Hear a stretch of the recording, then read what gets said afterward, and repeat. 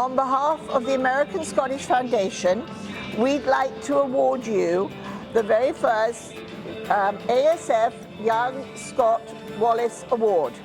So we're delighted that you have won this for your outstanding culinary ability, but also how you have managed to show such leadership and work ethic. Work ethic, yes. So may we give you this, and we hope you're enjoying being with us at our 2025 Burns Night.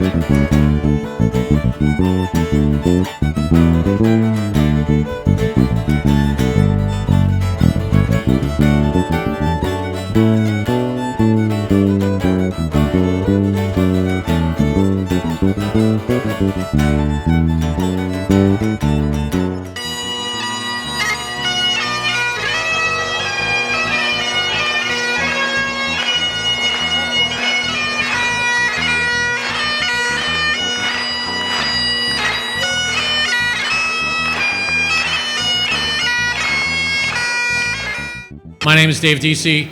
I'm the University Club host tonight, and I'm also on the board of the American Scottish Foundation, longtime attendee of this dinner. So I'd like to thank everybody and welcome everybody to our 30th anniversary Burns Supper.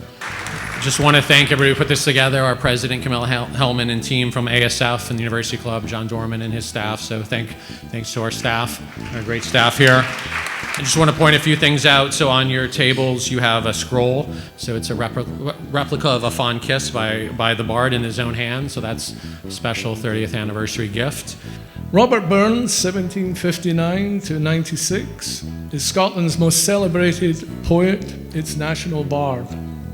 These Burns suppers, one of which we're having tonight, are an institution in Scottish life, a night to celebrate the life and works of the national bard, who we'll hear all about tonight. By tradition, tonight is a time for friends to come together to enjoy a delicious meal, enjoy good company, and most of all, camaraderie to create those lasting memories. I grew up in Fife and Perth, which is the wrong side of the country if you're a Burns fan, though he did stray into Perthshire, I believe. But I have to share one story I was told by a local doctor, and apologies to the Scots in the audience who may have heard this joke, because it's quite an old one. He was a new doctor doing his rounds, and he comes into the ward. And one of the patients said, "Fair far, your honest sonsy face."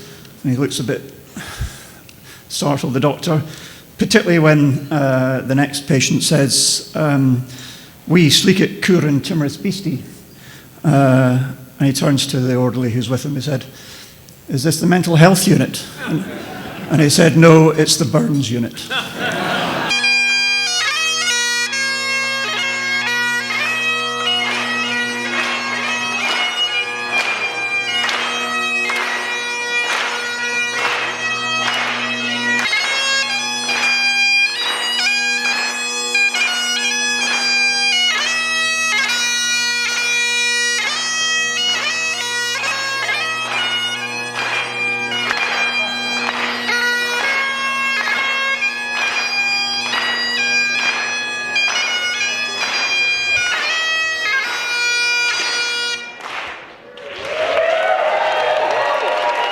Fair far, your honest sonsy face, you great chieftain o' the pudding race.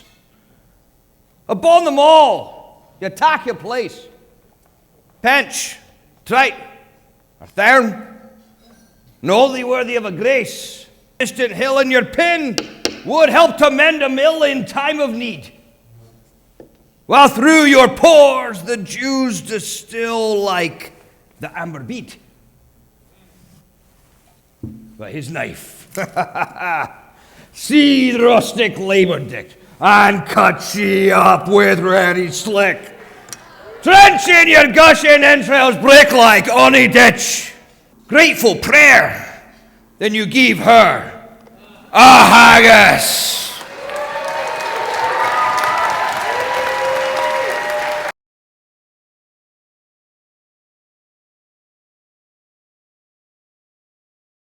We are here tonight. You've had your share of haggis, but not your fill of whiskey, blether and poetry. We're here tonight to ruminate on the life of Scotland's greatest poet, one of the world's greatest poets, a man whose work has been translated into more languages than any other, save Shakespeare and the Bible. Since Burns died, he has left an indelible mark on the world around us.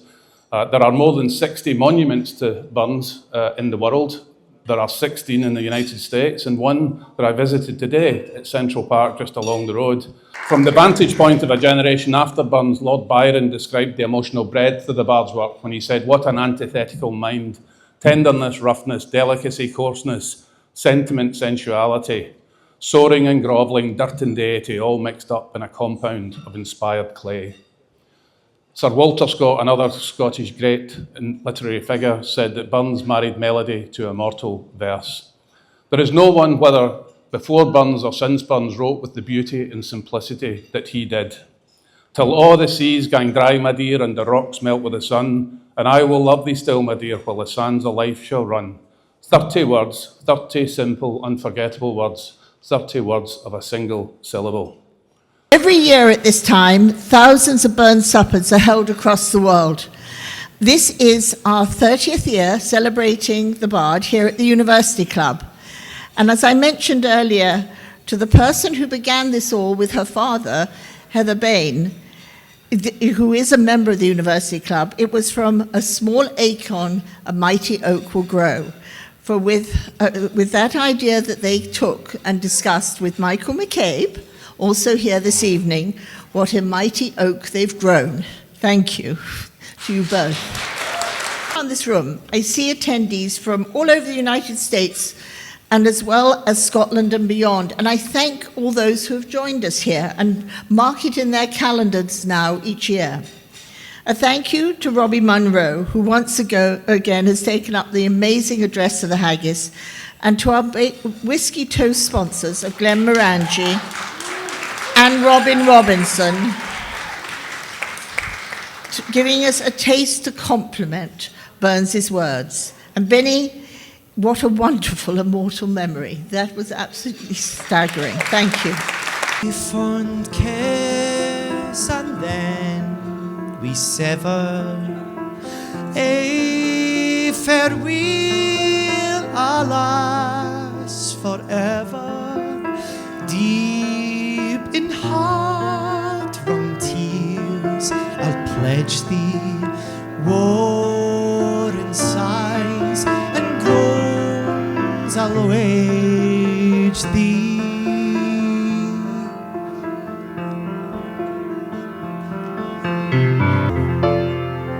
There was a hell, neither north or south, or so the story goes, and on each side a flower bloomed, a thistle and a rose.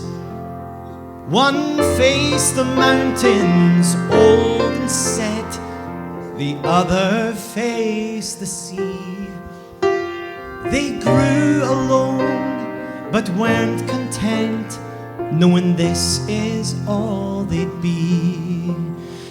So anytime you think you know how the water flows, recall how the story goes of the thistle and the rose, of the thistle and the rose.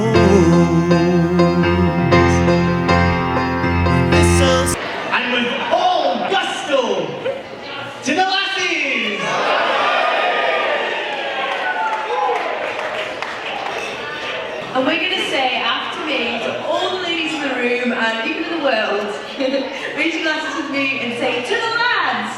To the lads!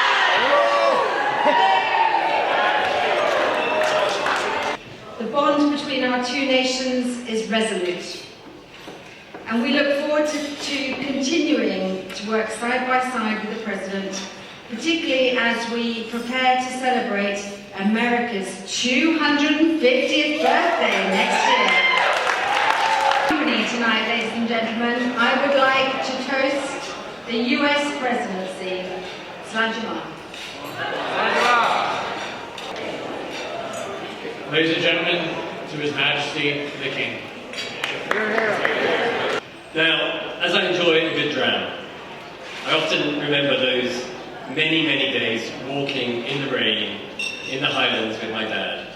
And he would somehow try to make it seem better by one of his favourite sayings, which was, today's rain is tomorrow's whiskey. So, to hills, to heather, to haggis, to the Highlands, to home, please raise a glass to Scotland. Yeah.